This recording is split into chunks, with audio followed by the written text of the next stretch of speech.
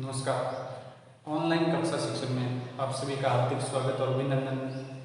पिछले दो कक्षाओं के अंतर्गत हमने उपसर्ग प्रकरण का अध्ययन किया, जो व्याकरण का एक महत्वपूर्ण प्रकरण था। आज से हमारे अध्ययन और चर्चा का बिंदु रहेगा प्रत्यय पर। प्रत्यय शब्द संस्कृत के 22 प्रमुख उपसर्गों में से प्रत्यय उपसर्ग और अय मूल शब्द पर्यण संधि की प्रक्रिया से निर्मित शब्द है। प्रति संस्कृत के 22 मूल उपसर्गों में से एक उपसर्ग अय मूल शब्द और दोनों के मध्य यण संधि की प्रक्रिया से बना शब्द प्रत्यय है। संधि प्रकरण के अंतर्गत संधि का एक प्रमुख भेद स्वर संधि और स्वर संधि का एक उपभेद यण संधि के अंतर्गत हम यण संधि से निर्मित विभिन्न प्रकार के शब्दों का अध्ययन करेंगे कि किस प्रकार संधि प्रक्रिया के अंतर्गत शब्दों का निर्माण होता है। लेकिन कुछ जानकारी यहाँ पर हमारे लिए आवश्यक हो जाती है कि किस प्रकार से संधि प्रक्रिया के अंतर्गत शब्दों का निर्माण होता है। जैसे कि प्रथम पद, प्रथम शब्द का अंतिम वर्ण और अंतिम शब्द का या अंतिम पद का प्रथम वर्ण, जब दो वर्णों के मेल से कोई विकार उत्पन्न होगा तो वहां पर हम संधि कहते हैं। उसी प्रकार यण संधि के अंतर्गत प्रथम पद का अंतिम वर्ण लघु ई या दीर्घ ई में से कोई एक हो सकता है और दूसरे पद का प्रथम वर्ण असमान स्वर होता है। असमान स्वर का ऐसा स्वर जो लघु ई और दीर्घ ई के समान नहीं हो। उसी प्रकार हम यहाँ पर देखते हैं प्रथम पद या प्रथम शब्द प्रत्यय का अंतिम वर्ण लघु ई और दूसरे पद या शब्द का प्रथम वर्ण अ है। क्या है? अ, जो असमान स्वर है। जब इन दो स्वरों का योग होगा तो यह ई वर्ण है जो य वर्ण में परिवर्तित होगा और यह वर्ण स्वर रहित होगा। इस य वर्ण में इस अ की मात्रा जुटने पर यह वर्ण स्वर सहित हो जाएगा। इस प्रकार हमारा प्रत्यय शब्द निर्मित होता है। त में से ई स्वर निकालने पर त स्वर रहित शेष रहता है। फिर ई का परिवर्तन य में और य में अ मिलने से य स्वर सहित हो जाता है और पीछे वाला य वापस जुड़ने पर प्रत्यय शब्द। इस प्रकार संधि प्रक्रिया के अंतर्गत शब्दों का निर्माण होता है। अब ये हमारे संधि प्रकरण का विषय रहेगा कि किस प्रकार संधि के अंतर्गत शब्दों का निर्माण होता है। आज हमारे अध्ययन का बिंदु है प्रत्यय। प्रत्यय वे शब्दांश उपसर्ग की भांति प्रत्यय भी शब्द नहीं होगा, शब्द का एक अंश होते हैं, भाग होते हैं, जो किसी शब्द के पीछे जुड़कर उसके अर्थ में परिवर्तन अथवा विशेषता लाते हैं, प्रत्यय कहलाते हैं। तो पहली बात, प्रत्यय क्या होते हैं? उपसर्ग की भांति शब्दांश होते हैं जिनका कोई स्वतंत्र अर्थ नहीं होता। ये शब्द का एक भाग होता है जो किसी शब्द के पीछे जुड़ता है। कहाँ जुड़ता है? किसी शब्द के पीछे, और उसके पीछे जुड़कर उसके अर्थ में या तो परिवर्तन लाते हैं या विशेषता लाते हैं, प्रत्यय कहलाते हैं। उपसर्ग की भांति प्रत्यय की विपरीत भाषा है।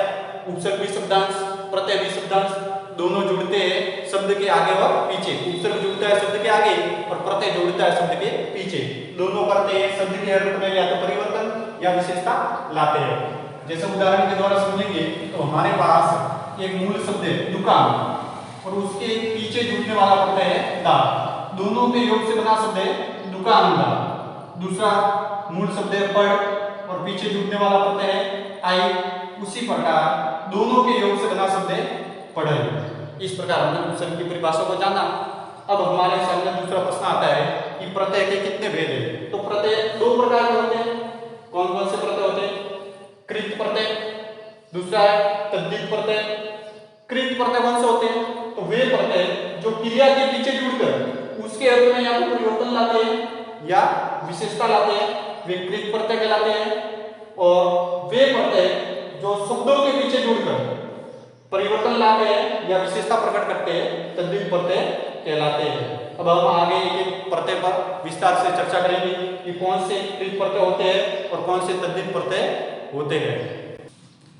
अब हम कृत प्रत्यय और तद्धित प्रत्यय का अलग अलग अध्ययन करेंगे कि कृत प्रत्यय होते हैं वो क्रिया के पीछे जुड़ते हैं और उसके अर्थ में परिवर्तन अथवा विशेषता लाते हैं।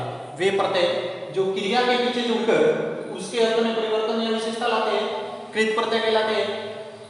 कृत प्रत्यय से बने शब्द कृदंत शब्द कहलाते हैं। कृत प्रत्यय से बने शब्द कृदंत शब्द कहलाते हैं।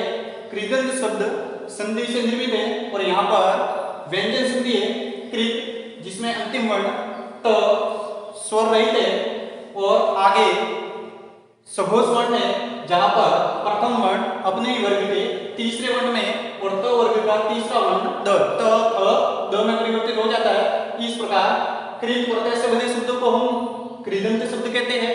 तीसरा, धातु के ना प्रत्यय को हटाकर दूसरे प्रत्यय को जोड़ना। सबसे महत्वपूर्ण बात यह है कि जब हम कृत प्रत्यय लगाते हैं तो मूल शब्द के पीछे जो ना होता है उसको हटाकर दूसरा प्रत्यय लगाना चाहिए।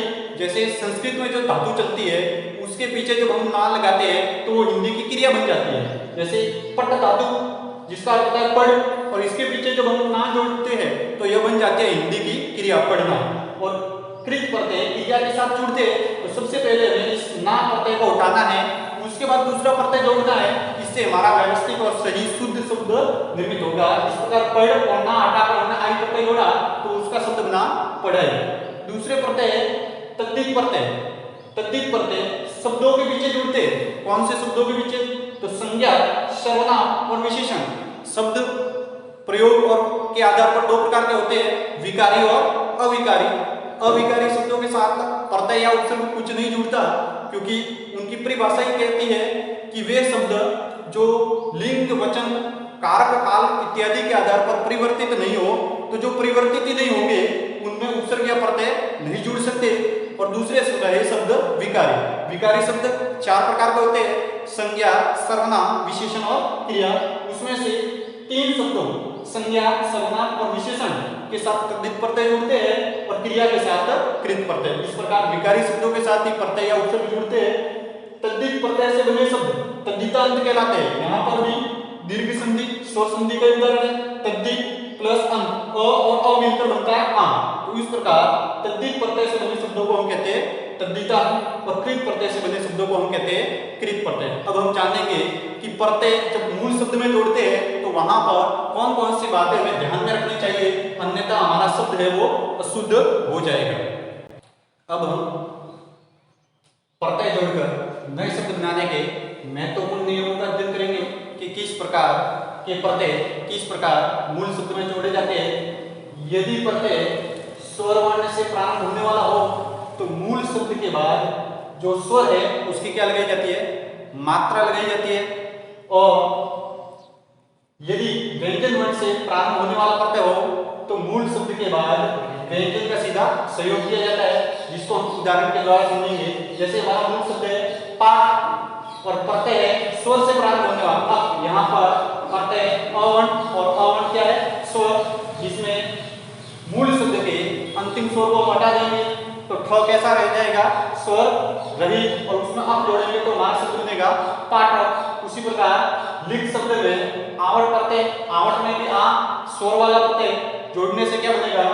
लिखावट। उसके उसी प्रकार अगला शब्द है पीला, और पीला में ई प्रत्यय जोड़ने पर अंतिम मूल शब्द के अंतिम स्वर ला के आ को हमने हटा दिया और ई को हमने जोड़ दिया तो शब्द बना पीली।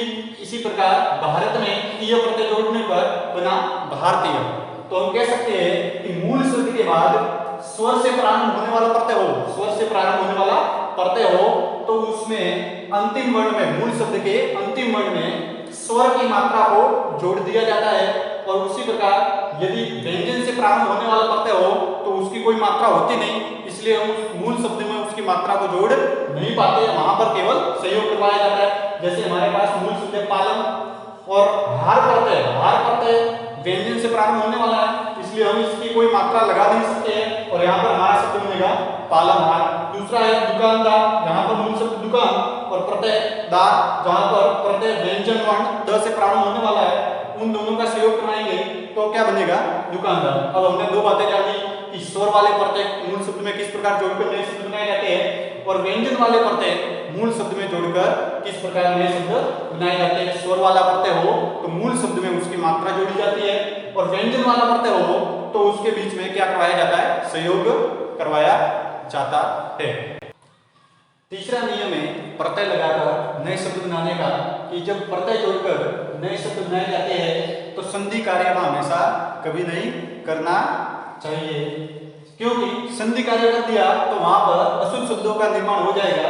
जैसे अंतिम वर्ण है, जो मूल शब्द का अंतिम वर्ण है, वहां अंतिम शब्द वर्ण की मात्रा हटाकर प्रत्यय जोड़ा जाता है तो प्रत्यय वाले स्वर की उसमें क्या जोड़ी जाती है?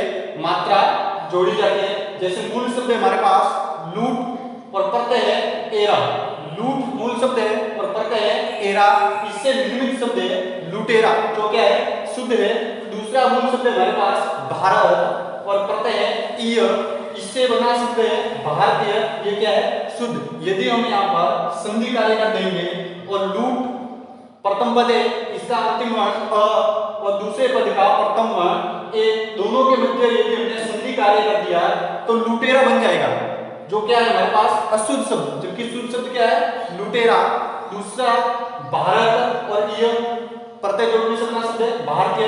यहाँ पर भी यदि हमने संधि कार्य कर दिया तो हम ऐसे हमने अ को बाहर निकाल लिया और ई को बाहर निकाल लिया, दोनों के मध्य संधि कार्य करवाया तो ए बनेगा और इससे बना शब्द होगा भारतीय, जो क्या है? अशुद्ध शब्द। अतः हम कह सकते हैं कि जब प्रत्यय मूल शब्द के साथ जोड़ा जाता है तो वहां कदापि कभी भी संधि कार्य नहीं करना चाहिए, अन्यथा अशुद्ध शब्दों का निर्माण हो सकता है। इस प्रकार हमने तीन नियमों को जाना कि यदि स्वर वाला प्रत्यय हो तो उस प्रत्यय की मात्रा मूल शब्द में लगाई जाती है और व्यंजन वाला प्रत्यय हो तो मूल शब्द के साथ क्या किया जाता है? संयोग किया जाता है और प्रत्यय जोड़ते समय कभी भी संधि कार्य नहीं किया जा सकता, नहीं तो अशुद्ध शब्दों का निर्माण होता है। इस प्रकार हमने प्रत्यय की परिभाषा, प्रत्यय के दो भेद और प्रत्यय जोड़ने के तीन महत्वपूर्ण नियमों का अध्ययन किया। अब हिंदी भाषा के कौन कौन से महत्वपूर्ण प्रत्यय है, कौन कौन से कृत प्रत्यय है और कौन कौन से तद्धित प्रत्यय है, उनको जोड़कर किस प्रकार नए नए शब्दों का निर्माण किया जाता है, इसका अध्ययन हम अगले कालांश में करेंगे। धन्यवाद।